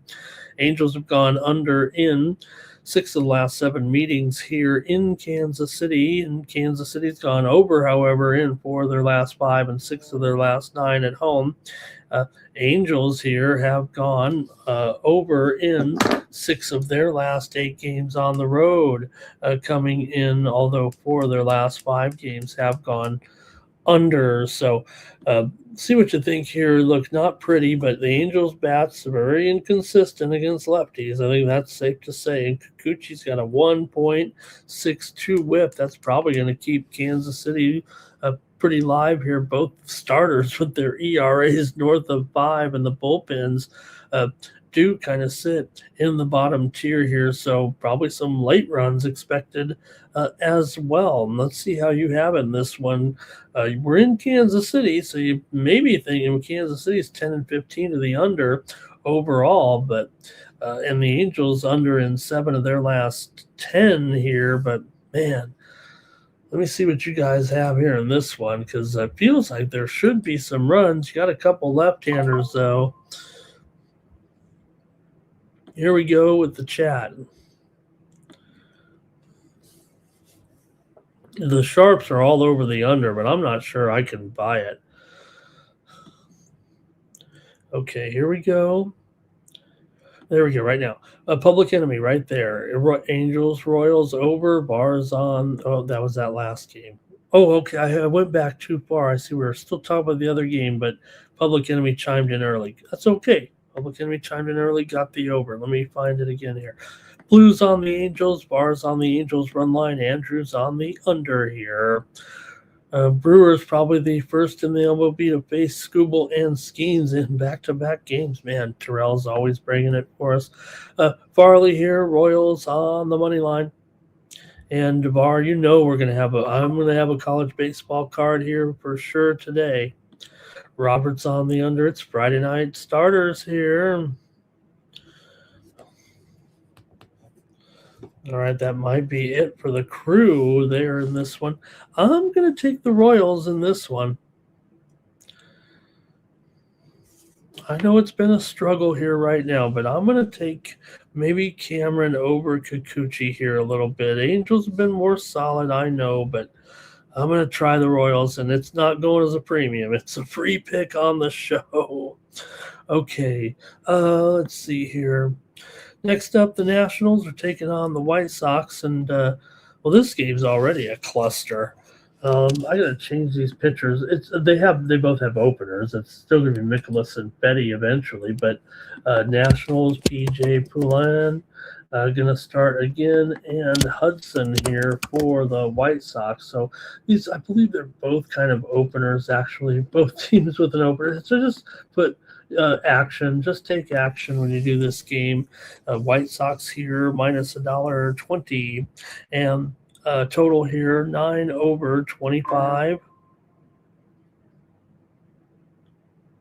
maybe 9.5 here for the most part. So we'll see. Miles Mikolas, 9.15 ERA. I think eventually it is going to be him in there. Poulin gets the start. He's open for him a couple times. They've got to try to protect Mikolas because he's so bad. He's the worst starter in the majors right now, it feels like. Hudson here's a pretty good starter, 1.68. Good opener. 1.68 ERA. I believe Fetty does come in after that. Hudson's actually been very, very strong here in his opportunities. Chicago's 10-15. Washington's 11-15 here in this one right now. So this is our crummy game of the day. I know that, but let's see what you have here. Don't forget, just put action when you're betting this game because you're likely to have two openers here. Let's go to the chat here in this one. Robert says he'll go under, and he's going with the White Sox in the first 5. So Robert also going over. That was the other game. Okay, Robert, let me fix that here. Robert, White Sox first 5 and over. Okay, Farley likes the White Sox here in this one. I think I do too. I think it's just a straight fade of Mikolas eventually when he gets in there. The numbers are so bad. there's really no Washington dominance over. There's not enough familiarity in these lineups. But Mikolas, not only that, two shaky bullpens, the Nationals high run games here with that good offense here. I'm just going to take the White Sox here in this one to win at home over the Nationals, but I might try to play this total for sure. We know Washington's had a very, very strong offense so far this season. Their totals here so far 18-7 to the over, 17-7 as a dog. They've only been favored one time. So White Sox, though, 16-9 to the over and 5-4 to the over at home. So maybe on the road they're a little bit more over here. But interestingly enough, you mentioned the White Sox here. This is the first time they've been favored all season. So I'm going to take them here. Give me the Sox. Okay. Hey, Nate Cerna's here. Thank you. Hit that like button. I know, man, my I guess I've just lost my touch. I mean, I'm not interesting anymore here. I can only get a couple dozen viewers here right now, so I don't want to ruin the algorithm over here on the Sports Money Network. But okay, let me keep it going here. Then we'll get to the end of the show. And then don't forget, here in 1 hour, it's going to be a show that gets a lot more viewers, and that is our baseball show. Maybe that's it. These guys do such a great job. Sharky Waters, Mikey Money, previewing the baseball games here. So, okay, let's keep it moving here. The Athletics are on the road, taking on the Rangers here. Severino going up against Nate Eovaldi. Both starters having some problems here right now. Severino 6.2 ERA, Eovaldi a 5.06 ERA coming in. For Eovaldi, 2-3 record. Severino 0-2 right now. A's have won 2 of their last 3 coming in. They did win that series over Seattle impressively. Texas, meanwhile, did win the series against Pittsburgh. So, look, I think I deserve Severino and Eovaldi deserve better. I think they'll start to work on getting their numbers down, especially here in Arlington. Don't forget. Texas is 1-7 to the under at home so far. Athletics are 4-10 to the under on the road. So maybe these starters can improve their numbers a little bit here. I kind of like the A's as a dog here with this price. There's just no way the Rangers, I don't think, should be favored at $1.50 right now. They're 13-12 coming in, just 5-4 at home. The A's can mash with what can you say? The A's can mash with some teams here right now, and certainly are just as competent as Texas here offensively. So I'm going to go ahead and take the Athletics here on the road at this price. You might want to consider the run line. It just seems like the price is a little bit high, but minus 170, but let's see what you guys have in the chat with this one. Athletics here and Texas. A's have still won 10 of their last 15, and they're 7-1 in the last 8 on the road. It's just that Texas has won 8 of the last 10 meetings between the two teams and 6 of the last 9 at home against them as well. Severino has a pretty high walk rate, and Texas does have some hitters with some success against him here. But again, Arlington changes everything, it seems like right now. Oakland's pitching depth is going to start to become a problem, I think. But we're just not seeing – it's the same thing. We're just not seeing runs in this ballpark. I don't want to – Arthur Fees came back here to win the second set. What a match here, 6-7, 7-6 right now. Okay, I'll go to the chat, see what you guys have here in this one. It's going to be – Bar is on the under. Robert's on the under. Farley's on Texas. Thank you, Blue. Appreciate you very much. Good to see you again.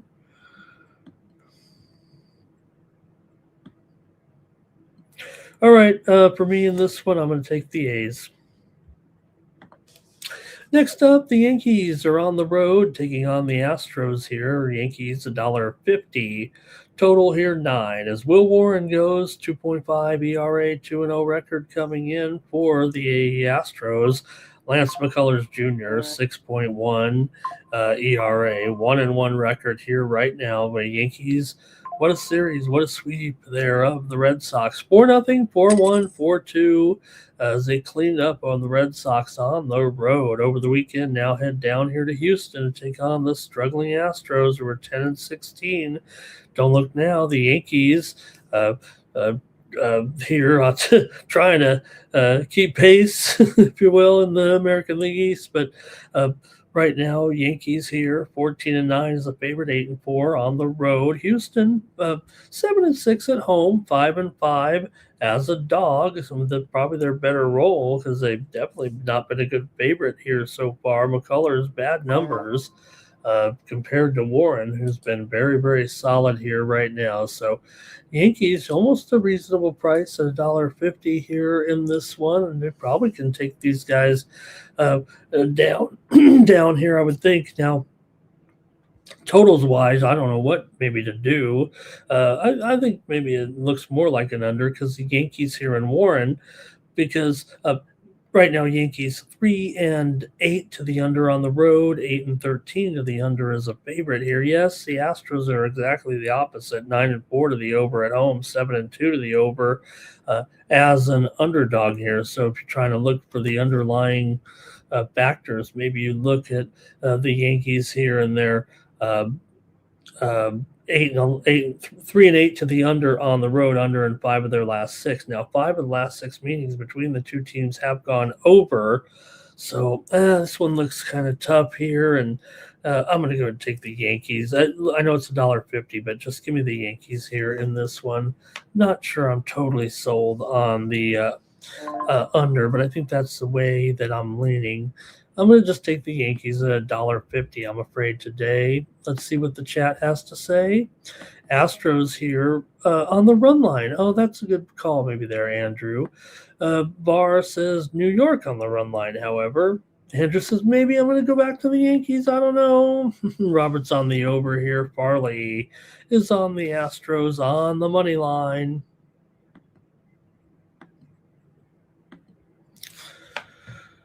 All right, the Mariners are taking on the Cardinals here on Friday night. You've got George Kirby, 2.97 ERA, 3.2 record coming in. Andre Palante, 4.05 ERA, 2-1 record coming into this one. The Mariners are 11-15 coming into this one. Cardinals 14-10. Mariners just 1-8 on the road. This is the problem here right now. Kirby, though. He's going to be the guy who gets the attention, $1.55, 820. But Seattle just is not winning on the road. The Cardinals are 13-9 as an underdog, and the Mariners are 10-13 as a favorite. I can't like that profile at all. Why wouldn't I just take the Cardinals here at least on the run line at +1.5 at -140? I think I've got to go that direction here. Palante certainly has his own issues here, so I'll take that insurance of the +1.5 right now. But Seattle, look, they're just, whatever reason, they're just swinging and missing here right now.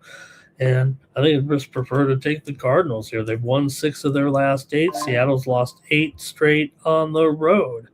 Seattle has won 5 of the last 6 meetings between the two teams, but Seattle 3-6 straight up in their last 9 overall.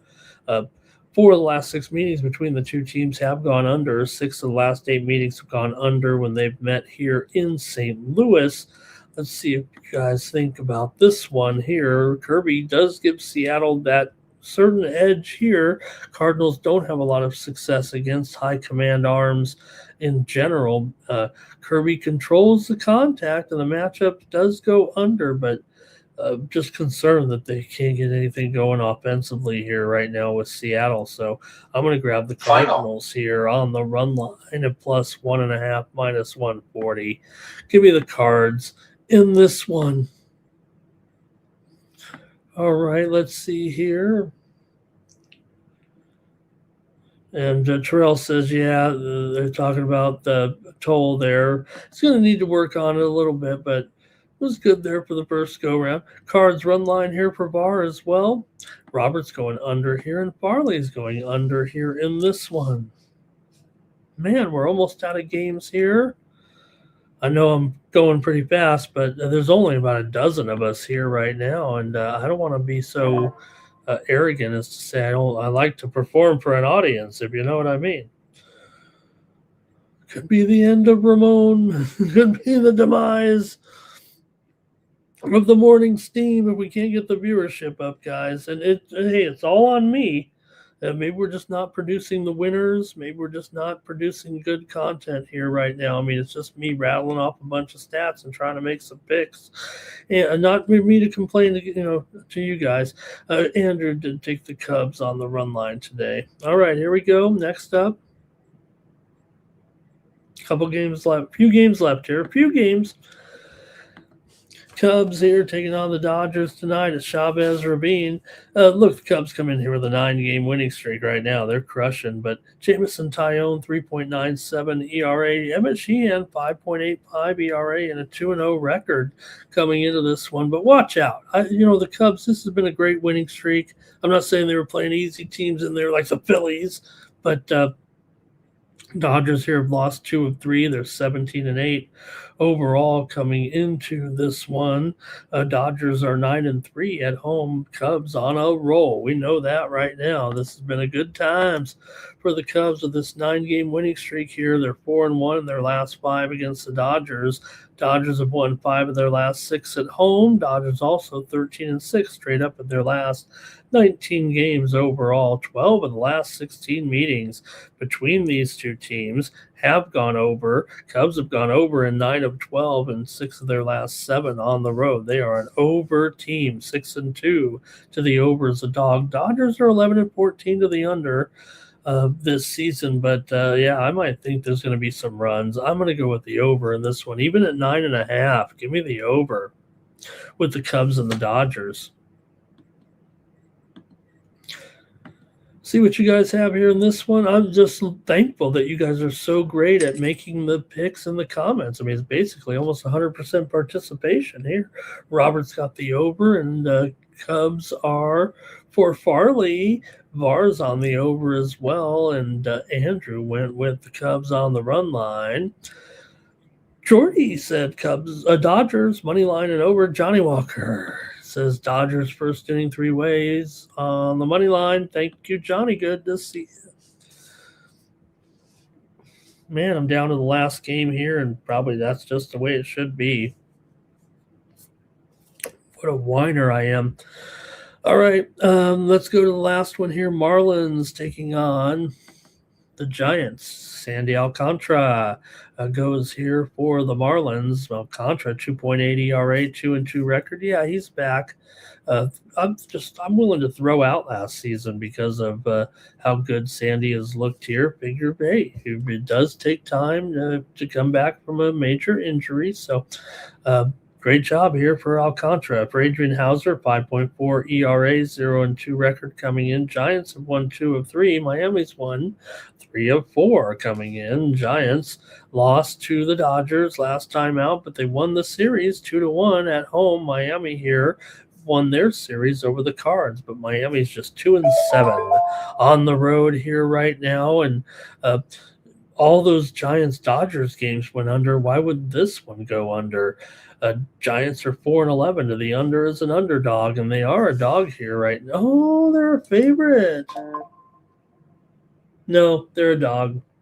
I got to flip it a little bit. It might be a pick 'em at some spots. It doesn't. I'm not saying they're a favorite just so we can keep because a trend's not a trend if it's not the right. You could call it a favorite. They're still a favorite. Talking about the Marlins here, but. You can close the gap a little bit. Still 6-1 and 2 the over on the road. Oops, let me get the graphic back up there. 6-1 and 2 the over on the road. But like I said, the Giants here big time under here at home. We know that. I mean, that's just the way it is these games right now. Give me the under in this one with the Marlins and the Giants. I'm taking the under again in a Giants game at home. Yeah, you bet. Especially, look, the Dodgers were only getting 3 runs. How are the Marlins going to score anything here right now? Alcantara is one of the best arms on the slate outside of Paul Skeens. The Giants' bats don't show a lot of success against him. The wind is blowing here at Oracle, kind of a swirly. I think they said 10 miles an hour from right to left. Let me take a look at that.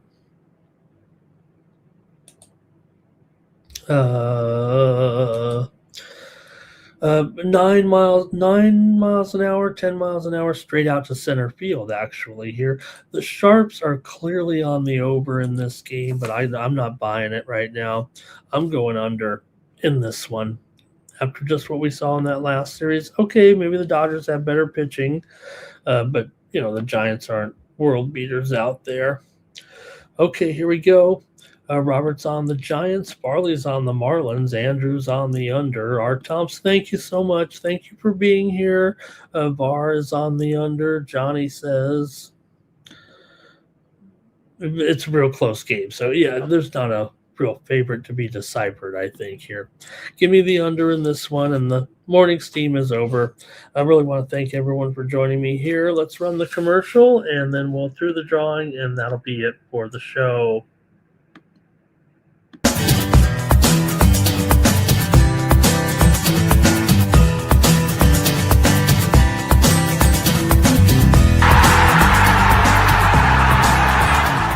Hey, it's Mikey Money here, letting you know the Sports Money team is live on Winnable. Come check out our best bets. For a low monthly cost, you get the very best bets delivered instantly to your phone by text the moment they're locked in. No delays, no missed lines, just the smartest plays at the best odds. We do the work, you get the plays, and they're sent right to your phone right when we drop them. Don't wait, don't guess, don't miss the line. Join the winning team today and start cashing tickets with Winnable.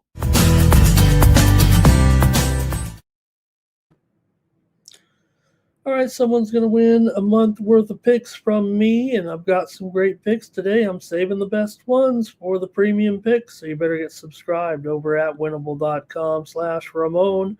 Use the promo code STEAM to save 20%. Guys, it's 41 cents a day. I mean, if you look, the viewership may be down, but if we could just keep it going here a little bit, I'll keep doing it. If not, we're going to cancel the show. So go over there. It's not a threat. You guys probably say we don't need it, but consider subscribing over there at winnable.com/Ramon for 41 cents a day. I put 5 weeks on there for the price of 4, and you got the discount. So, all right, here we go. Let's do the drawing. Thank you, everybody. Greg, Blue, Robert, AOD, Philly Flyer, Solution, Bobby Mack, and the winner is, oh no, the winner is Reverend Snow Peach, and we're going to do it again because that's a spam guy. I'm pretty sure that's spam. Okay, let's do it again. We haven't done this before, but if it was Mikey, we'd let him win. But no, we're not going to do that. There's Jordy one again. All right. Thanks a lot, everybody. Don't let the spammer win, everybody.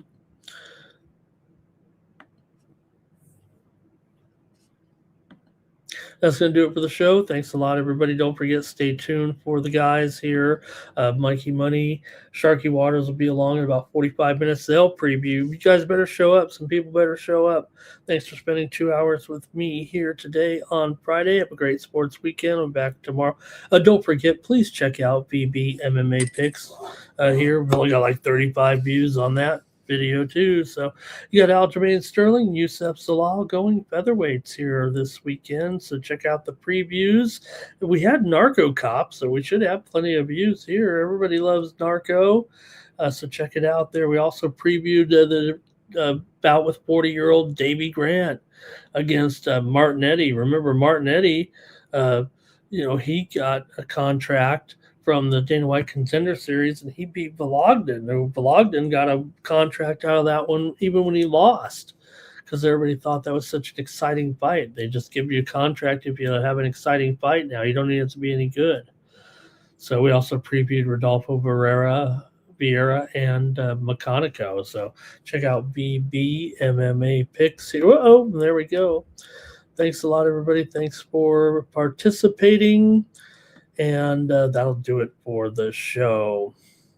For the Sports Money Network, I'm Ramon Scott. So long from Las Vegas. Good luck on your bets. Cash, then we make the 100-yard dash to the window. I don't know what you thought. It's Ramon Scott running so hot. Sports make money and we make money with sports money every single day.